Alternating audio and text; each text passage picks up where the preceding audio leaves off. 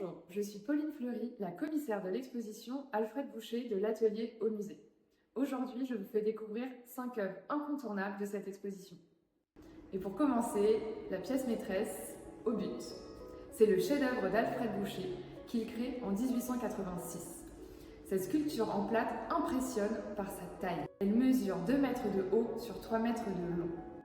Le groupe nous montre 3 coureurs qui se projettent en avant pour atteindre le premier la ligne d'arrivée. Le sculpteur parvient à créer un effet de déséquilibre vraiment saisissant en inclinant très fortement les corps. Ils sont aussi en appui sur un seul pied.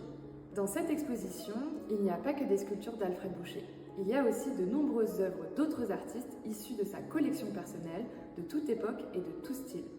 Regardons par exemple ce beau tableau de Corrado Giacinto, un peintre de l'école napolitaine du XVIIIe siècle. Son sujet est tiré de l'Ancien Testament. On peut voir Moïse au centre, avec à ses côtés un long bâton surmonté d'un serpent en bronze. Il s'agit d'un modello, c'est-à-dire une étude qui précède la réalisation d'une œuvre définitive. Cette étude est très aboutie déjà et d'une grande qualité. La composition est dynamique, le coloris très subtil et les draperies magnifiquement peintes. Alfred Boucher a aussi collectionné de nombreux paysages, peints ou dessinés, comme ce paysage de sous-bois de Camille Corot. Il date du milieu du 19e siècle. En papier brun, l'artiste a travaillé à l'estompe le fusain. Les traits noirs ainsi estompés perdent dans le flou des détails, comme le feuillage des arbres ou bien les 2 petits personnages sur la gauche. Parmi les œuvres les plus anciennes, on expose ce dessin de la fin du XVIe siècle. Il est attribué à Hendrik Goltzius, un grand artiste hollandais. Il s'inspire ici de la mythologie antique pour représenter Daphné.